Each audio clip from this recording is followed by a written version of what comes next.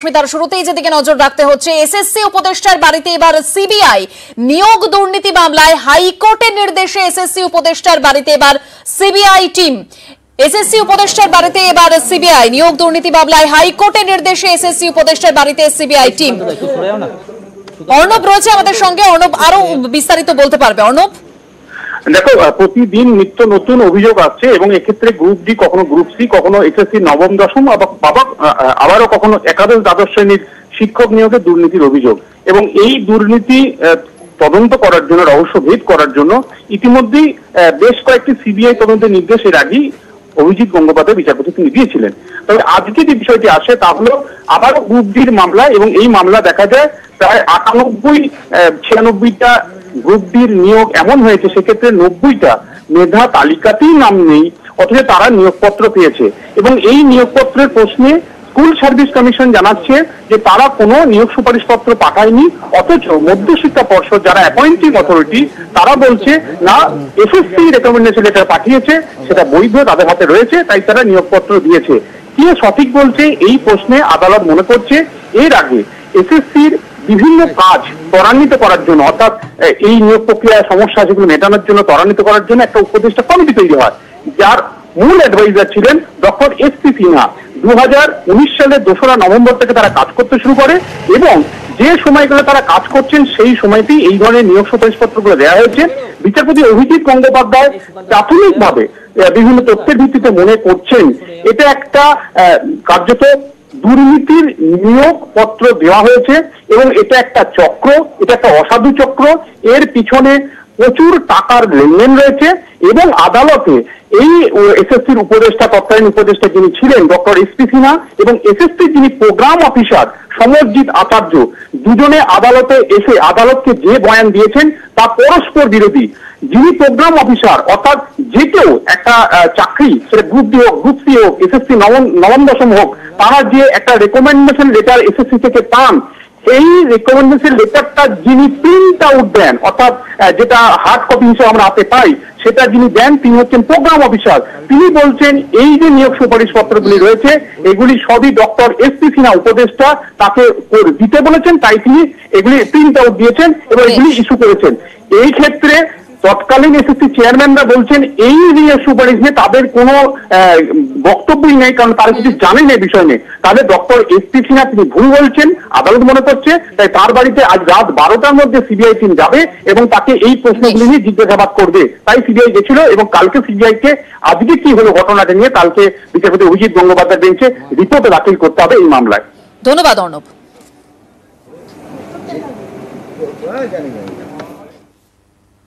এক খুনের বদলায় আগুন, আর সেই প্রতিশোধের আগুনে পুড়ে মৃত 9 জন। কখন কিভাবে লাগানো হয়েছিল আগুন, উল্টো ক্যালকুলেশন করে আগুন যারা নিভিয়েছিলেন তাদের মাধ্যমে সেই সময়টাকে বোঝার চেষ্টা করছে সিবিআই, আর তাতেই উঠে আসছে এক চাঞ্চল্যকর তথ্য। 21শে মার্চ রামপুরহাটের বগদুই গ্রামের আদু শেখের খুনের বদলাতেই জ্বলেছিল আগুন। প্রাথমিক তদন্তে সিবিআই এর এক চাঞ্চল্যকর তথ্য পেয়েছে। আগুন লাগানোর সময়টা বুঝতে ব্যাক ক্যালকুলেশন পদ্ধতির সাহায্য নিয়েছে সিবিআই। তাতে জানা যাচ্ছে এক গ্রামবাসী প্রথমে দমকল দপ্তরে ফোন করে আগুন লাগার খবর দেন। প্রোটোকল অনুসারে 8 জন কর্মীকে নিয়ে 1 মিনিটের মধ্যে 2টি গাড়ি রওনা হয়ে যায়। বগদুই গ্রামে পৌঁছে আগুন নেভানোর কাজ শুরু করে দমকল বাহিনী। প্রায় 4 ঘন্টা সময় লাগে আগুন নেভাতে। ঘটনাস্থলে থাকা পুলিশ অফিসারের সঙ্গে কথা বলে দমকল কর্মীরা ফিরে যান। সেই সময় আগুন না নিভলে বা অন্য কোথাও আগুন জ্বললে দমকল কর্মীরা ফেরত যেতেন না বা যেতে দেওয়া হতো না। ভোর হতে না হতেই শুরু ঘটনার দ্বিতীয় পর্ব। ফের দমকলে ফোন আসে এবং আগুন জ্বলছে বলে জানানো হয়। এই সময় ঘটনাস্থলে গিয়ে ফের আগুন নেভান দমকল কর্মীরা এবং ওই বাড়ি থেকেই উদ্ধার হয় 7টি মৃতদেহ। কতগুলো ডেড বডি রিকভারি করেছে? আমরা যেহেতু কালকে রাতে ধরুন 3খানা আমাদের কথা বলছেন, আর আমরা আজকে অন ডিউটিতে 7খানা পেয়েছি। আইন ও নিয়ম অনুসারে দমকলের এই তথ্যের ভিত্তিতেই সিবিআই প্রাথমিকভাবে মনে করছে 2 দফায় আগুন লাগানো হয়েছে। সেই কারণেই দমকলের আধিকারিকদের ডেকে জিজ্ঞাসাবাদ করছে সিবিআই। এমনকি গ্রাম থেকে যে 2টি নাম্বার থেকে ফোন এসেছিল সেই নাম্বার ও কল রেকর্ডও খতিয়ে দেখেছে সিবিআই। সুপ্রতিম দাস ও অক্ষয় ধীবর, নিউজ 18 বাংলা। বকটুইয়ে সিবিআই এর নজরে সিসি ক্যামেরা ফুটেজ। ঘটনাস্থল থেকে ঢিল ছোড়া দূরত্বেই অভিযুক্ত লালন শেখের বাড়ি।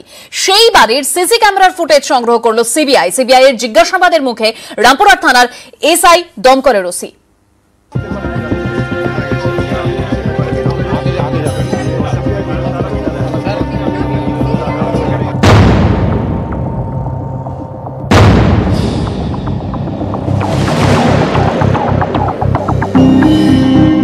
রামপুরহাটের বকটুইয়ে একের পর এক বাড়িতে আগুন। কারা ছিল সেই সময়, কোন দিক থেকে এসেছিল দুষ্কৃতীরা, তার খোঁজ পেতেই এবার সিসি ক্যামেরার ফুটেজে নজর কেন্দ্রীয় গোয়েন্দাদের।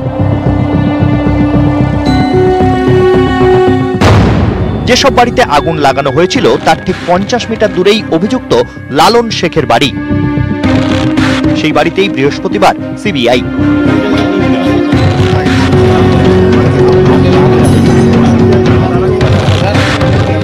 ঘটনাস্থল অর্থাৎ বকটুই গ্রামে যেখানে কিনা পরপর বাড়িগুলিকে পোড়ানো হয়েছিল, সেই ঘটনাস্থলের একদম কাছে একটি বাড়ি রয়েছে। সেই বাড়ির কয়েকটি সিসি ক্যামেরা এখানে আমরা দেখতে পাচ্ছি।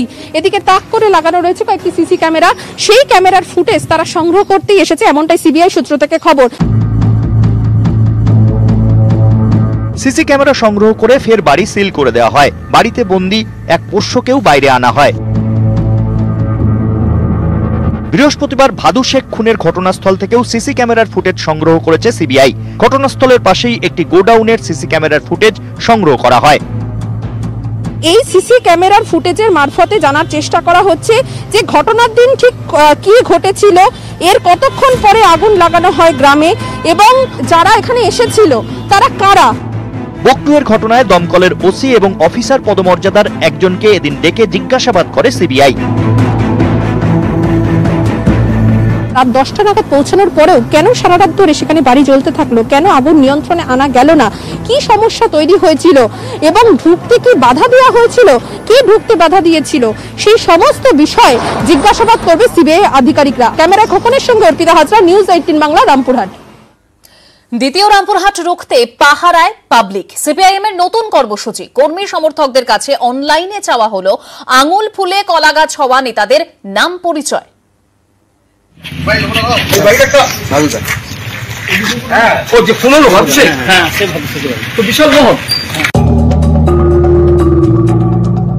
বকটুইয়ে নিহত উপপ্রধানের এত বড় বাড়ি। থমথমে বকটুইয়ে দাঁড়িয়ে প্রশ্ন তুলেছিলেন সিপিআইএম এর নতুন রাজ্য সম্পাদক মোহাম্মদ সেলিম। পুলিশ ভাদু শেখ খুন হওয়ার পরে কেন ব্যবস্থা নিল না, জানে তো ও একটা কিরকম গ্যাংস্টার। ওই এলাকার আরেক তৃণমূল নেতা আনারুল ইসলামের সাজানো বাড়ি দেখেও চোখ কপালে উঠেছিল অনেকের। ভাদু শেখ, আনারুল ইসলামের মতো হঠাৎ বিত্তশালী হয়েছেন আর কারা? তাদের খোঁজে সিপিআইএম এর নতুন ডিজিটাল কর্মসূচি পাহারায় পাবলিক। আঙুল ফুলে কলাগাছ হওয়া নেতাদের চিহ্নিত করতে চায় সিপিআইএম। ডিজিটাল ফর্মে জানানো যাবে অভিযোগ। কোন তৃণমূল নেতার বিরুদ্ধে কি অভিযোগ, ওই নেতার আগে কি পেশা ছিল জানতে চেয়েছে সিপিআইএম। অভিযোগের সঙ্গে ছবি বা ভিডিও পাঠাতে বলেছে তারা।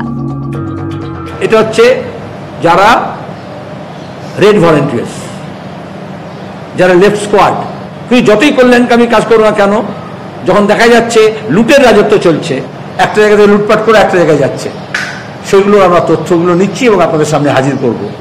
ইতিমধ্যে কয়েকশো এন্ট্রি এসছে। এটা হচ্ছে টিপ অফ দ্য আইসবার্গ, কিন্তু we are trying to draw your attention. এরা পাড়ায় পাহারা নয়, এটা হচ্ছে পাহারাদার পাবলিক, দুটোর মধ্যে তফাৎ আছে। তৃণমূল আমলে হঠাৎ বিত্তশালী হওয়া নেতাদের নাম, সম্পত্তির খতিয়ান নিয়ে রিপোর্ট প্রকাশের পরিকল্পনা রয়েছে আলিমউদ্দিন স্ট্রিটের নেতাদের। রাজনৈতিক পর্যবেক্ষকদের একাংশের মতে রামপুরহাটের ঘটনাকে হাতছাড়া করতে চাইছে না রাজ্য রাজনীতিতে ক্রমেই অপ্রাসঙ্গিক হওয়া সিপিআইএম। হঠাৎ বিত্তশালী হওয়া নেতাদের নিয়ে জনতার ক্ষোভকেই কাজে লাগাতে চাইছেন সিপিআইএম এর নতুন রাজ্য সম্পাদক। নিউজ 18 বাংলা। পাহাড়ে একেবারে অন্য মেজাজে মমতা। মোমো বানালেন, জনসংযোগ করলেন, শিশুর হাতে তুলে দিলেন লজেন্স। পাশাপাশি দার্জিলিং ক্যাফে হাউসের জন্য জায়গায় দেখলেন মুখ্যমন্ত্রী, বাঁধলেন গানও।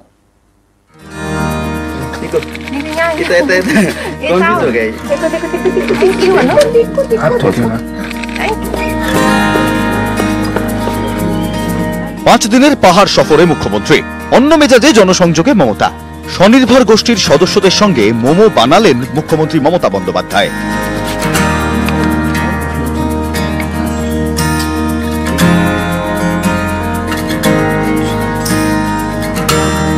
ছোট্টদের দিলেন লজেন্স।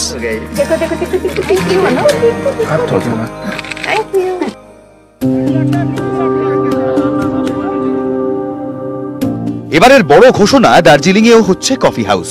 দার্জিলিং এ কফি হাউসের নাম ক্যাফে হাউস। কোথায় হবে ক্যাফে হাউস? জায়গা দেখলেন খোদ মুখ্যমন্ত্রী মমতা বন্দ্যোপাধ্যায়।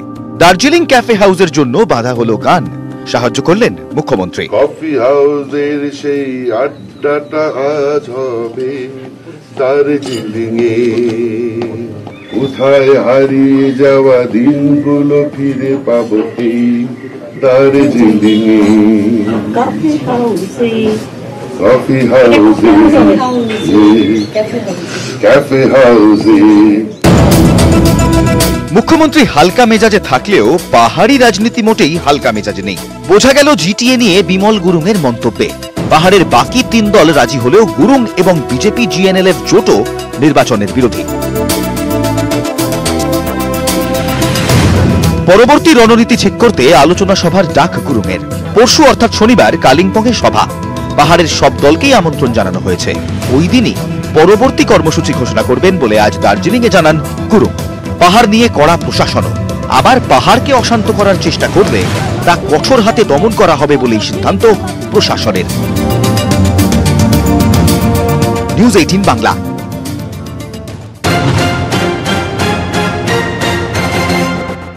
টোকাটুকি হলে স্কুলের অনুমোদন বাতিল। পরীক্ষায় টোকাটুকি রুখতে কড়া উচ্চ মাধ্যমিক শিক্ষা সংসদ। কোন স্কুল থেকে টোকাটুকির খবর এলেই ব্যবস্থা। টোকাটুকি হলে স্কুলের অনুমোদন বাতিল করবে সংসদ। উচ্চ মাধ্যমিকের আগে সাংবাদিক সম্মেলনে ঘোষণা সংসদ সভাপতির।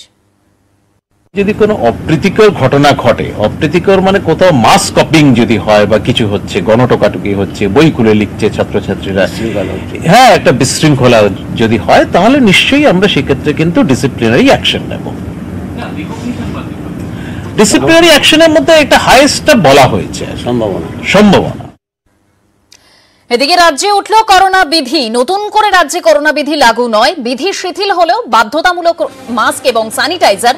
প্রকাশ্য স্থানে বাধ্যতামূলক মাস্ক ও স্যানিটাইজার নির্দেশিকা জারি করে জানালেন রাজ্যের মুখ্য সচিব।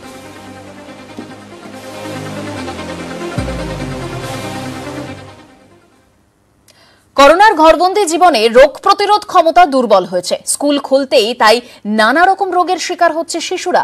সর্দি, কাশি, জ্বর থেকে শুরু করে টিবি, নিউমোনিয়া। সাবধান থাকার পরামর্শ দিচ্ছেন চিকিৎসকেরা। 2020 থেকে 2022 করোনাকালে 2 বছরের ঘরবন্দি জীবনে বদলে গেছে অনেক কিছুই। বড়দের তো বটেই, শিশুদের উপর এর প্রভাব পড়েছে। চিকিৎসকরা বলছেন, 4 দেওয়ালে বন্দি জীবনে শিশুদের শরীরে যতটা রোগ প্রতিরোধ ক্ষমতা তৈরি হওয়ার কথা ছিল ততটা তৈরি হয়নি। স্কুল খুলতেই তাই অনেক শিশু ইনফ্লুয়েঞ্জা, মামসের মতো নানা রকম রোগে আক্রান্ত হচ্ছে, বলছেন চিকিৎসকরা। যে এই বছর যখন স্কুল খুললো, প্রথম কয়েক মাস একটু কিন্তু বাচ্চাদের মধ্যে সর্দি, কাশি, জ্বরের প্রবণতা এগুলো কিন্তু একটু বেশি থাকবে। এটা দুটো কারণে হবে। 1 নম্বর হচ্ছে কিছু ভাইরাল বা ব্যাকটেরিয়াল ইনফেকশন, আর কিছু যাদের অ্যালার্জিক টেন্ডেন্সি আছে যেমন ব্রঙ্কিয়াল অ্যাজমা বা অ্যালার্জিক রাইনাইটিস, এগুলো কিন্তু একটু বাড়বে। করোনা পরবর্তী সময়ে শিশুদের ফুসফুস ও অন্যান্য অঙ্গ কি অবস্থায় রয়েছে সেটাও চিন্তার বিষয় হয়ে দাঁড়িয়েছে চিকিৎসকদের কাছে।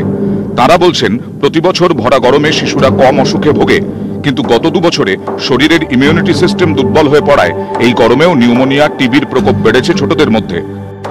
আমাদের হাসপাতালে অ্যাটলিস্ট একটু যেন টিবির সংখ্যা, যেন একটু টিউবারকুলোসিসের সংখ্যা যেন একটু বেড়ে গেছে।